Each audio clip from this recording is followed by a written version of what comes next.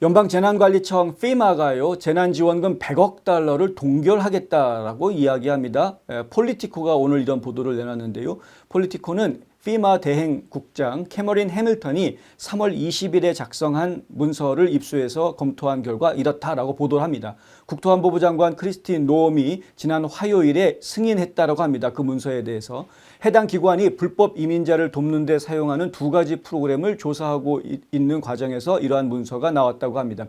폴리티코에서 입수한 문서에 따르면 이 프로그램은 NGO의 그러니까 뭐 비영리 단체 같은 것들이죠. 비정부 기구들 재난 복구 및 단기 주거를 위한 자금을 제공을 하도록 되어져 있는데 한 프로그램에서는 재난 복구를 위해서 85억 달러의 미사용 지원금이 남아 있는 것이 있다는 거.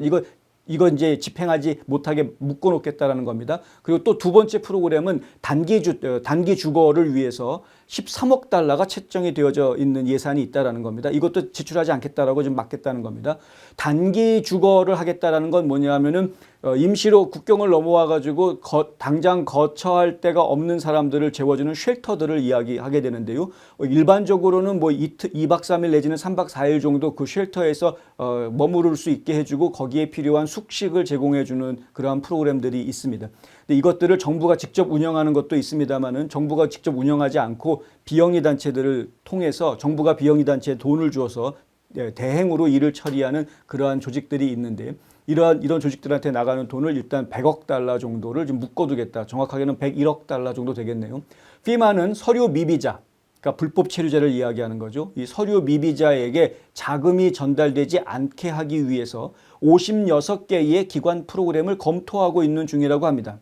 하지만 폴리티코는 검토된 대부분의 프로그램이 도널드 트럼프 대통령의 이민자 정책과 행정명령에 부합하는 것으로 간주됐다. 56개 중에서 지금 자금 동결을 하겠다라고 이야기가 나온 건 2개밖에 없다는 거죠. 어찌됐든 간에 문제가 없으면 계속 자금을 집행을 하는 것이고요. 문제가 있어 보인다 싶으면 자금 집행을 안 하겠다라는 건 분명한 겁니다. 트럼프 대통령은 지난주 행정명령에 서명하면서요. 연방재난구호 프로그램의 대대적인 개편을 위한 발판을 마련했습니다. 이번 행정명령은 주 및 지방정부가 연방 대비 및 대응 정책의 복잡성을 줄임으로써 시민의 요구를 더 잘 이해하고 계획하고 해결할 수 있도록 지원한다라고 명시하고 있습니다. 그러니까 사건 사고가 벌어진 재난이 벌어진 해당 지역에서 주정부라 지역정부가 먼저 우선권을 가지고 주도권을 가지고 이 지원 프로그램들을 가동할 수 있도록 하는 것이 좋겠다라는 거죠. 여기에 연방 정부가 가가지고 이 개입하고 간섭하고 뭐 돈 쓰게 하고 뭐 이러면은 일이 복잡해질 뿐더러 처리가 좀 느려지게 되는 그런 행정상의 문제들이 생길 수 있겠다라는 이야기입니다. 노엄 국토안보부 장관은 월요일 내각 회의에서 트럼프 대통령한테 FEMA를 제거하기 위한 준비가 진행 중이다라고 말했다고 합니다. 뉴스맥스에서 이런 보도를 내놨는데요. USAID를 없애는 것처럼 지금 이 FEMA 조직도 사실은 불필요한 부분이 상당히 많다라는 이야기가 계속 나오고 있습니다. 왜냐하면 연방재난처에서 굳이 할 필요가 없다는 거죠.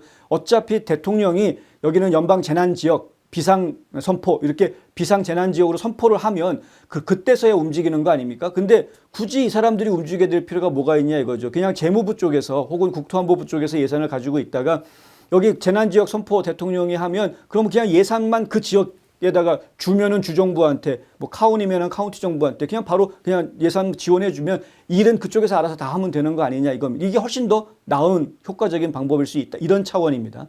그래서 지금 FEMA라는 것도 굳이 있어봐야 정부만 크게 만드는 것이지 효율성 면에서는 별 의미가 없는 조직이다. 그래서 지금 이걸 없애버리겠다는 이야기가 좀 진행이 되고 있다. 네. 그거 없으면 어떡해? 라고 놀라실 필요가 아니고, 놀라실 게 아니고요. 근데 지금 이런 이야기가 나올 때마다 제가 어제도 그렇고 오늘도 그렇고 안타까운 건 뭐냐 하면 본의 아니게 네, 이런 연방정부 조직을 만들 때에는 필요하다고 생각한 사람들이 만들었겠지만 본의 아니게 여기서 열심히 일하고 있던 능력이 있는 많은 연방 공무원들이 갑자기 부서가 없어지고 예산이 삭감되고 이러면서 일자리에서 쫓겨나야 되는 이건 평생 직업인 줄 알았는데 공무원이니까 평생 직업일 줄 알았는데 일자리에서 쫓겨나고 새로운 직장을 찾아야 되는 그런 안타까운 일들이 지금 자꾸 벌어지고 있는 것. 그 부분이 좀 마음이 좀 찜찜한 부분이 있기는 있습니다. 하지만 다시 말씀드리지만 상처를 치료하기 위한 과정에 있는 것으로 우리가 이해를 좀 해야 될 것이다. 그리고 연방 공무원으로 일을 했던 분들은 본인들의 능력과 경험, 지식 이런 것들을 가지고 얼마든지 좋은 직장을 잡을 수 있을 것이다라고 저희는 생각합니다. 뭐 한쪽에서는 이 사람들이 나와가지고 중국 사람들이 운영하는 회사로 다 인력이 뺏기고 있다 뭐 이런 보도가 나오고 있기도 합니다만은 그건 저희가 신뢰할 수 있는 보도라고 보기는 좀 어렵고 괜히 사회적으로 혼란만 키워내는 잘못된 보도일 가능성이 큽니다만 어찌됐든 간에 능력이 있는 분들이니까 좋은 직장 구해서 구하시길 저희는 바라고요.